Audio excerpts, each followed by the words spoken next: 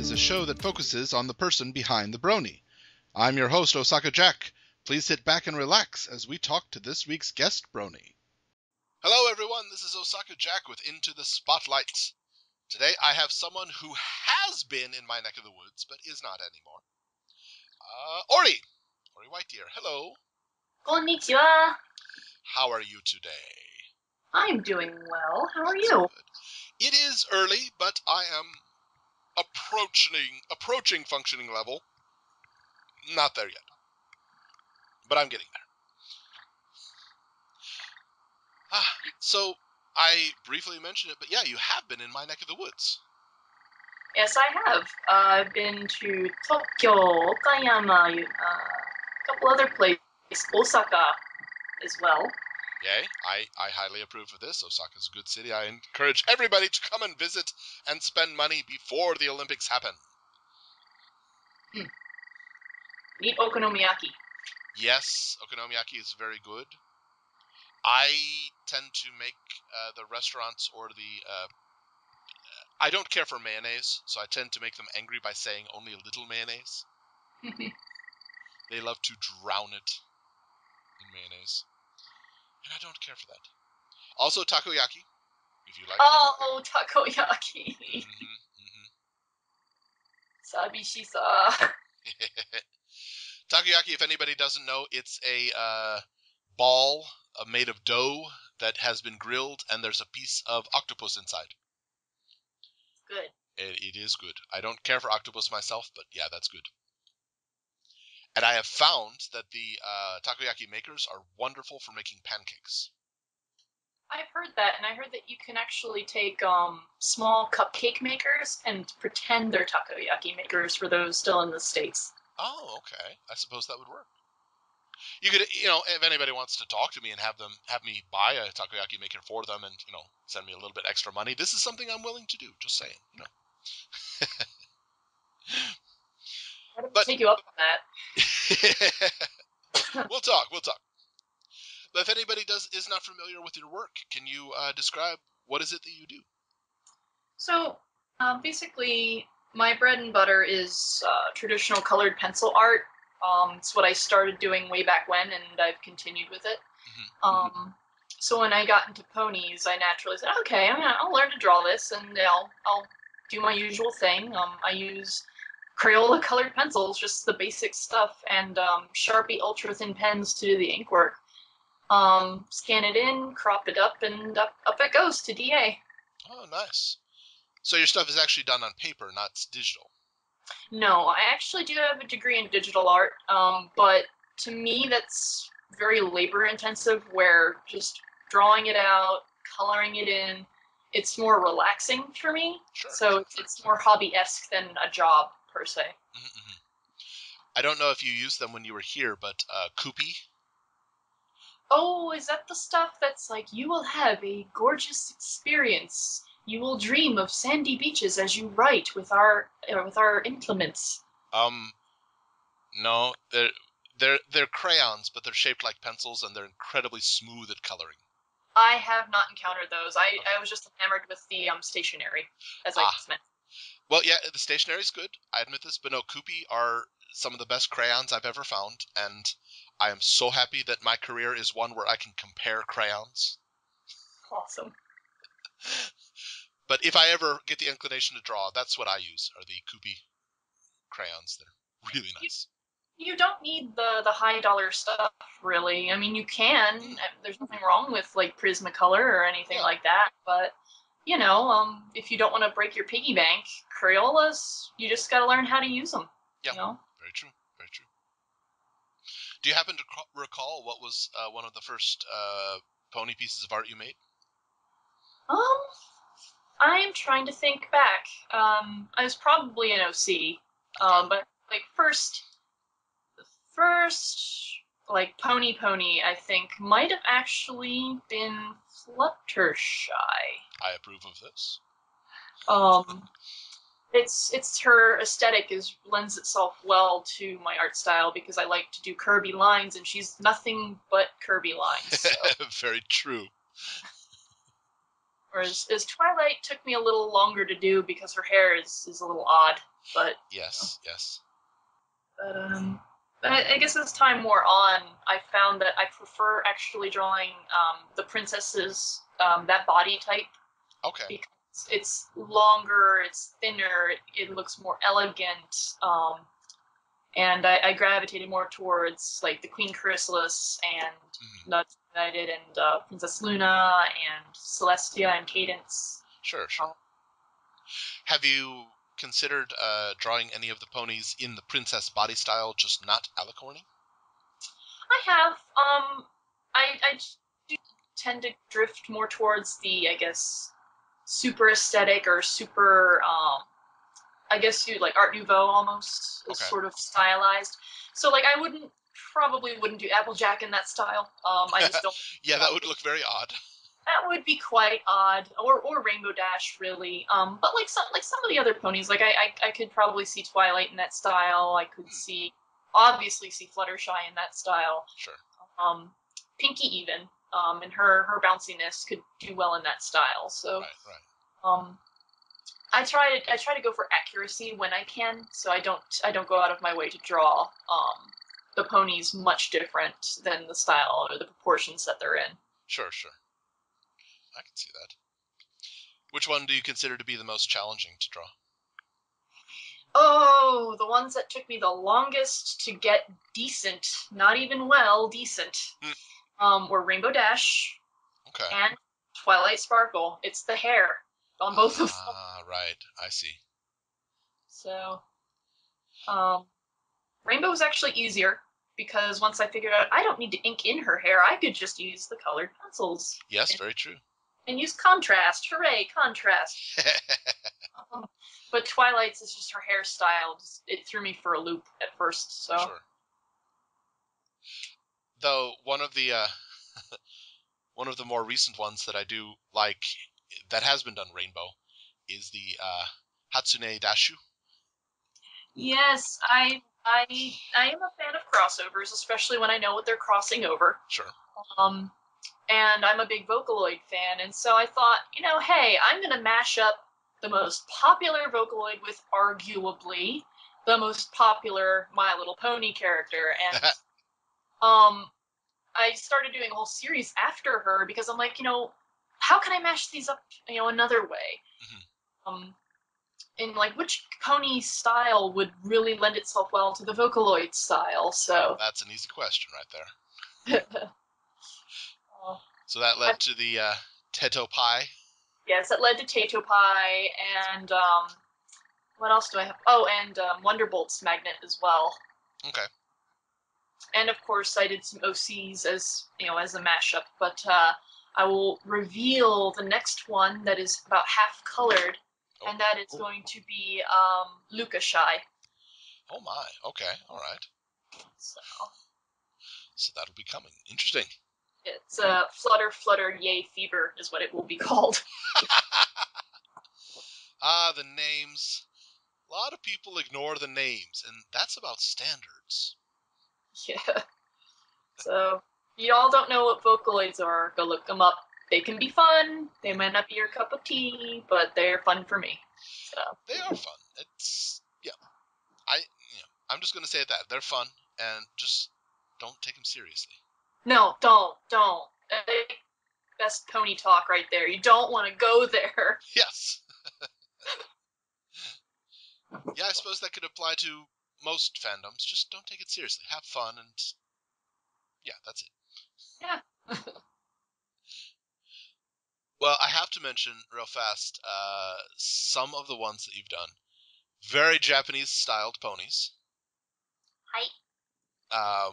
Two of the cuter ones that I've named are the Okashi Matsuri Pinky and the Hanami Fluttershy. I'm channeling Andrea Lippman in my art. She has mentioned that she'd like to go to Japan, and I offered to bring her over here and pay her weight in sushi. And her response was that she needs to gain more weight. I think I would have the same response, because sushi is awesome. Yes, it is. But no, I'm just wondering the origin of those. Did you have them fully planned out, or just one day, oh my gosh, you know who would look good in a yukata? Well, actually, I think what's inspired the first one was Ohanami Fluttershy, Right. because I was actually at Sakura Festival with my brony friends in Washington D.C. Okay. And I can't remember if ponies had come out by then or if they were just coming out in Japan. Sure. So I'm like thinking, oh well, smash up some Japan and some ponies. And I thought, like, because I had the image in my head of, like, I could so see Fluttershy enjoying, she loves trees, and they're pink trees, so she'd love Ohanami, or if those of you are not familiar, it's sakura flower viewing. It's Cherry blossom viewing parties, right? Yes. So that's what inspired that particular one. Gotcha. And then that one got on EQD, so I was like, ooh, I think I'm onto something here. And then that spawned Okashi Matsuri Pinkie Pie, and I think there's a few others I did. Mm-hmm. But those two that you mentioned are actually the most popular of that set. They are darn cute. Absolutely. I do love how you were able to somehow work the Japanese traditional style footwear on hooves. It wasn't too hard because they're flats for the most part. I mean, Right, some of but them, they really wouldn't work. no, Because they don't really have toes. no. But then again, I guess when you're in a universe where ponies can lift stuff with their hooves like pencils and Very things true. like that, Very you true. got a little bit of a creative leeway there. Yeah. Again, we won't take it too seriously. We'll just move on. Yeah. So I was very related to those. You had a plushie yukata. Yes, that What was was the fun. story on that one? Once again, I think actually that was leading up to the Sakura Matsuri festival. Okay. So I got my Rainbow Dash at the time, and I thought, well, I actually was dressed up in my Rainbow Dash outfit when I went there, because I had a friend of mine who would be dressed as Applejack. So I'm like, we'll do the rival thing and see how that works. So I decided, I'll bring my Rainbow Dash plushie, but I'll put her in a yukata so she fits in. So Okay. that's how that happened. I see. Huh.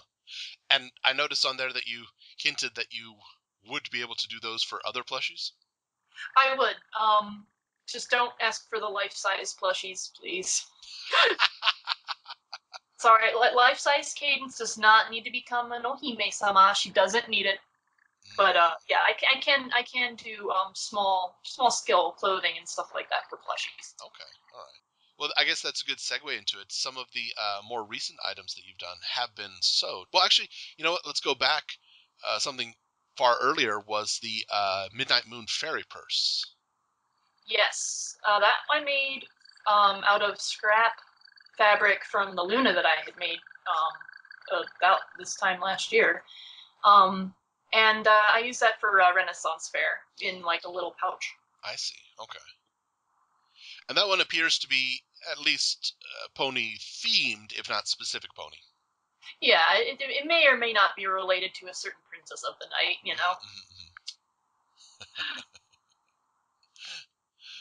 Okay, but one of the more some of the more recent things that just, my goodness, the Huggy Boo.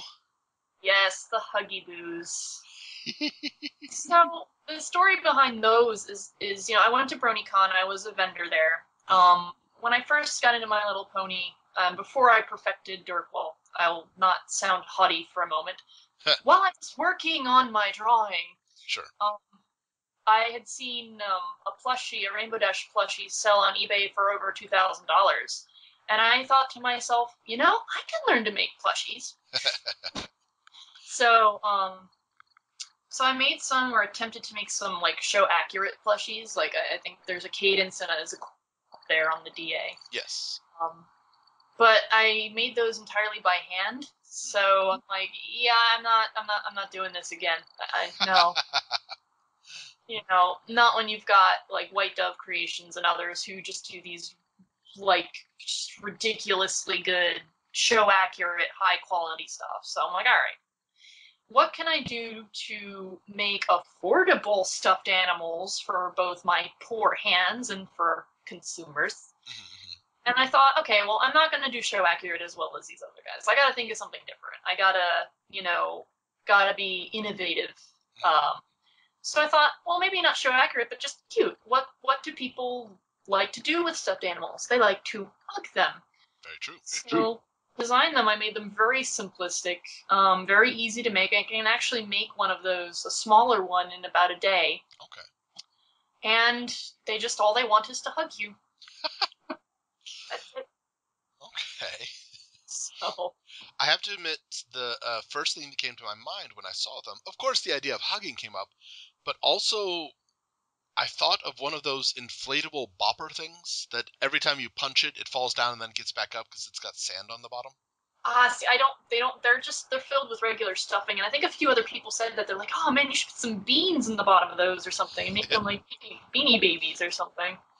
I don't know if the whole thing, but well, honestly, I don't know. It looks like they're easily stood up, but I think it reminded me of those things that just wobble over and never fall down because there are beans in the bottom. Yeah, but do you really want to punch? Do you really want to punch No, Scootaloo? no, of course not. Of Of course not. course. So you want to hug Scootaloo. So that's why I created them. Gotcha. And from what I can see, it looks like you've made 5, or Yes. just shown 5. I don't know. I think those what you see there is what I've made. I've made one more, Okay. which I'll give a shout out to my friend Mr. DJ Hollow Point. I made him a Spitfire, which I've yet to finish, but he will have the only Spitfire that I ever make because man was that a pain. Really? Just It's the hair. oh yeah, yeah. Making the hair look nice. That's the hardest part of these things. So I think we've come across a common theme in that some of the more complicated hair frustrates you. yes, it's So if I were to ask you to make a Huggy Boo cadence with the traditional hairstyle, um I would not charge you the going rate. Probably charge you quite a bit more. and I'm Um, guessing I could expect it sometime next year, probably. maybe if you play your cards right. Um, yeah, no, none of I that. I've heard no I've heard no single thing be complained about more by artists than Cadence's traditional hairstyle. Yeah, It's pretty, but wow, just yeah, lots of colors and explosions of styles, and really doesn't work in the actual world. And yeah, yeah. I gotta give Rarity some props because man, did she make that work. yes, absolutely. Oh. Oh, But it is what it is. It's easier to draw the hair than it is to build the hair. this is So true for a lot of things. It is, yeah. There are lots of things that do not work in the 3D world, but work very well on paper. indeed. So if somebody, for example, asked for a Huggy Boo Hatsune Dashu, Once again, would not charge because I intended those to be inexpensive because I don't want to spend too much time making them. right? People don't want to spend too much to buy them. Sure. But like I made my significant other, Mr. Enigmat, a Princess Luna. Actually, I just remembered. Mm. Like Nightmare Night Princess Luna, like with the same material that I made the bag out of and all that. And I'm like, Okay. you're lucky that I love you because I'm not making another one of these again. Okay, so some of the more simpler designed ponies would be more in the price range and easily achieved. I'm guessing. Yes, quick. The easier they are, the less colors I need to use, the less hair stitchy together I need to use, the better. So really, we could use Twilight or Rainbow Dash or whatever. Just ask for the discorded version. Have it be Yes. all gray. Yeah. Make them sad. Well, of course you want to hug them. I mean, come on. When Twilight starts crying and it forms the broken heart. Oh, just want to hug her. It's okay. It's gonna be okay. I would caution against the grayed out Huggy Boo Fluttershy though. She might not be very huggable. Very true. Yeah. She might like lay some traps for you on your way to hugging her. So watch out. And I'm not sure Discorded Pinkie Pie would appreciate it very much, or at least admit it. No, I don't think she would either. Well, I just found out about it before the interview. You introduced it to me, but one of the things that you're working on is a Tumblr. Yes. And this has a rather interesting backstory to it, doesn't it? Yes, it does. So, both myself and my significant other are artists. We're brony artists. And as we were, I guess, first starting our wonderful relationship, we wanted to say, hey, like, why don't we start something together? Why don't we do an art collaboration or something, or a comic or something? Mm-hmm. So, I created a couple characters, just having fun with aesthetics and making OCs. It's fun. It's a guilty pleasure of mine. We're taking a look at them, and I was kind of thinking of making an Ask blog with one of these characters, and he thought it'd be a good idea. I said, well, why don't you make some characters, and why don't we put them together and make it a Tumblr? And that is how the Cheeselings were born. Cheeselings. Cheeselings. Is a play on the Queen Swissalis, Queen of the Cheese Legs sort of joke. Mm-hmm. Because I am a guilty, horrible person who does quite enjoy Alicorn OCs, and I quite enjoy Changeling OCs. So we figured people who take this stuff too seriously are not going to like this, but we're going to have fun with this. So hilarity hopefully ensues on our Tumblr. Mm-hmm. Well, I think it definitely has potential. If nothing else, just get people that are angry that you would make such a thing. Hey, if you want to be angry, cool. Yeah, I mean, luckily we have some pretty good friends that'll send some really bizarre questions our way, and it gives us a bit of fun to poke at things and make fun of stuff, in a lighthearted way. But that's basically how it started, and we've just been doing little comics and things like that. Any questions? So send us your questions, please. Okay, We'll so answer. general open one. Anybody can question.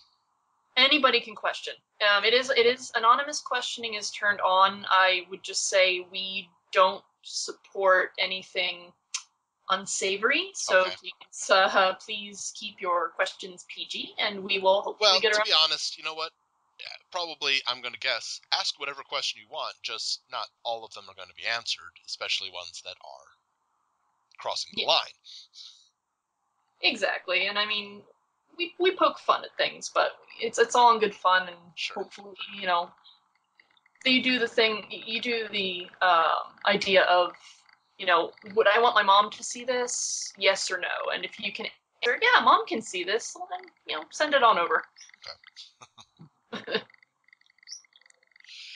You mentioned it briefly a bit ago, but you were at BronyCon vending. Yes. What was your big seller? My big seller was my Queen Chrysalis Nouveau picture. Okay. That one did make it to EQD, and that one sold out Friday. It was gone. Wow. Buttons. I think I had one poster left on Saturday that got sold in the morning, but that one was pretty much gone the first day. Wow. That's impressive. I was really very surprised, honestly. I thought, all right, I got all this Fluttershy stuff, it's going to be gone. I actually walked home with quite a bit of Fluttershy stuff. I'm quite shocked.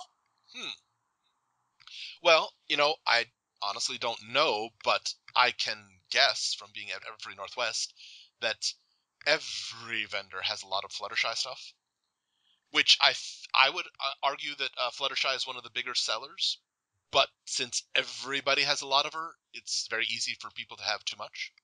Gotcha. I didn't see a lot of Chrysalis. Yeah, I didn't either.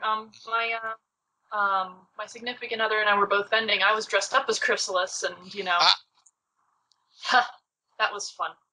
Vending in a very too tight wig all day. oh. That The was wig, I do not envy you, but the chrysalis, that would have been nice. Just, I think I would have all day been over like, so, do you love this? Do you love this work? Because I'm hungry. yeah. Actually, it was because I was, I guess, an unknown artist. I'm known in my small group of very appreciative friends, but I had to do some stuff to get people on the table. So I was actually singing um a happy jingle to the tune of This Day aria to get people into the booth area. So Okay, that's that I needed many lemon drops after that at the end of the day. sure. Yeah, believe me, I understand. I'm actually getting over an illness right now, and I am so sick of lozenges. So, but at least they'll be tasty lozenges in Japan. Yeah, meh, kinda. Meh. For those who don't know, and I'm sure you're familiar with it, but lozenges in Japan are called candy, and they're called that for a reason. There are they've just started Halls and Vicks, but for the most part, those are the only ones that have any menthol or any medicinal items in the lozenges. Other than that, it's just a hard candy, and So I like them. Hee hee. it doesn't work as well. I need the menthol throat. Yeah. しょうがないです。Yes, I wish there was a wonderful English phrase to match that phrase. I really do. Nah, I think the closest one is like it can't be helped. Yeah, well, yeah, shogunai, for anybody that doesn't know, the closest is it cannot be helped. It's something you say when, well, there's nothing to be done about the situation. I think the closest I've come, if you go colloquialisms, is Homer Simpson saying, what are you going to do? Yeah, that's actually pretty accurate. Hmm. It's just, if you do not, it's difficult to describe that to a Japanese speaker, though. Because I have had a bunch of them say, what is the English for shogunai? And I tried teaching them, what are you going to do? But it doesn't work. So, yeah, we have to go with, there's nothing to be done about it, or it can't be helped. Yeah, there's whole words like that, Yeah. but I think mechakucha is another one. Yes, that's another good one. Yeah. Uh, I'm a big fan of Disho, Yes, Disho. Um, I think this which is, one's okay, so sorry, anybody who doesn't know, I'll do mine, you describe yours. Disho is just kind of a, right? At the end of a sentence. it's like I know, right? Yeah, I went. totally. Only less of a Californian accent. Yeah, and mine is mendokusai, which is basically a pain in the butt. Yep. Something, but it's not enough to make you furious. But it's over a level of annoying. Yeah, it's really hard. Oh, yasashi is another one. Oh gosh, yes. Yeah. I've heard it described before. People who come to Japan, they may intend on bridging two cultures, but in the end, they just become the bridge. Yeah.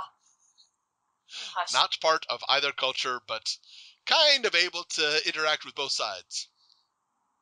So there's a whole debate you can go on about language, but this Oh is yeah. this is not that kind of interview. So Well, a question that I ask in each of my interviews, in all of My Little Pony, what would you say is the one line or one scene that defines you as a brony? what defines me as a brony? Oh, I don't know if I can answer that simply because there's so much. It's like, oh gosh. Well, in Um, my experience, asking this question a lot, the first thing that came to your mind is usually the best. all right. Well, the first thing that came to my mind, which is what got me into ponies to begin with, was Twilight yelling, "Spike!" And I'll tell you why, because I have a little brother named Mike, and guess how I used to call for him when I was little? Ah! And the reason why that's so significant to me is growing up, I always felt kind of like the oddball. I'm sure many people do. I was always, I'd rather be reading a book than talking to people, honestly. And I was a bit of a demandy pants, and I thought I was right. And the fact that not only was there a character like me in the show, or like my former self, I hopefully am not bossy and a demandy pants anymore. No one is allowed to comment on that who knows me. So you're demanding they not comment on that. Yeah, you've changed. Yes! I've changed! But the fact that not only was someone like me in the show, but they were the main character, that blew my mind completely. And I'm like, I've got to support this show. So we're talking like the absolute first season, like 3 minutes in when she bursts into the door? Pretty much, and she's just being a little demanding because it reminded me so much of my childhood with like my little brother Mike, who I would demand like, Mike, I'm downstairs, you're upstairs, get me some juice. And he'd be nice and he'd do it. He was like my little assistant, you know. Nice. So, just I was not charged with noble purpose. I just wanted something to drink at the time, or a snack or something. And I was too lazy to get off my butt and go get it myself. Hopefully you treated him a little bit more respectfully than Twilight does in the first scene. It always bugs me how Spike finds the book that she's desperately looking for. She magically whisks it out of his hand, causing him to fall face first on the floor. Doesn't say a word. This is common with her. Wham! Yeah, okay, I got my book. I'd like to think I was a little better than that. I probably at least said thank you. Okay, that's good. But yeah, it's just the lack of social graces. I'm going to freely admit it. I was not the most well-socialized child. Sure. Wasn't sensitive to others' needs too much, so I hopefully, once again, not incriminating myself, have gotten over that and have evolved as a person. The fact that you recognize that it was, at some point, a character flaw indicates that you have improved at least somewhat. I'd like to at least think so. I'm trying to help you out here. Go with me. Okay, I'm going to accept your help. Okay. I'm going to accept your help. So. Well, you know what? I do believe that is the earliest answer. Woo-hoo. So yeah, I think of all the answers, yours happened earliest in the show. So until we get somebody that says that the theme song got them, or until someone says, oh, once I heard Once Upon a Time in the Magical Land of Equestria. Okay, that's going to win. I'm sure there's probably somebody out there, and I think I know a couple people that might agree with me, is when they heard the story of Nightmare Moon, they're probably like, oh, yeah, she's awesome. I could agree with that. And honestly, the art style for the storybook was really impressive to me. Yeah, that did get me. I like the yin and yang effects that they snuck in there. Well, especially for me, once we saw Twilight, it was like, oh, okay, so they can do very fluid moving animation. They just didn't do it for the book. Oh, okay, I understand. Yeah. Oh, that's another thing. My favorite color growing up was purple. Ha! So, there you go. Well, there we go. It's what it didn't have to take too long. Yep. Didn't have to do much. Were you a unicorn? That's the question, though. My nose was big enough to where I might have resembled a unicorn. Luckily, I've grown into that, so probably not. No. But did you have this double-streaked hair? There we go. Now, this is the ultimate question.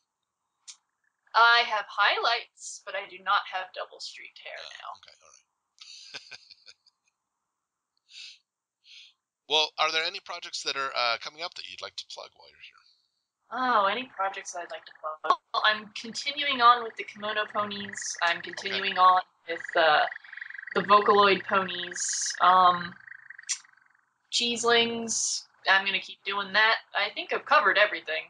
If any inspiration strikes, it'll be on DeviantArt. Mm-hmm. And are you open for commissions at this point? I am. I've actually completed a few recently for some people on Tumblr. Okay. Basically, really creative idea. They had, I believe, an idea for a race of ponies that were like uncorrupted changelings.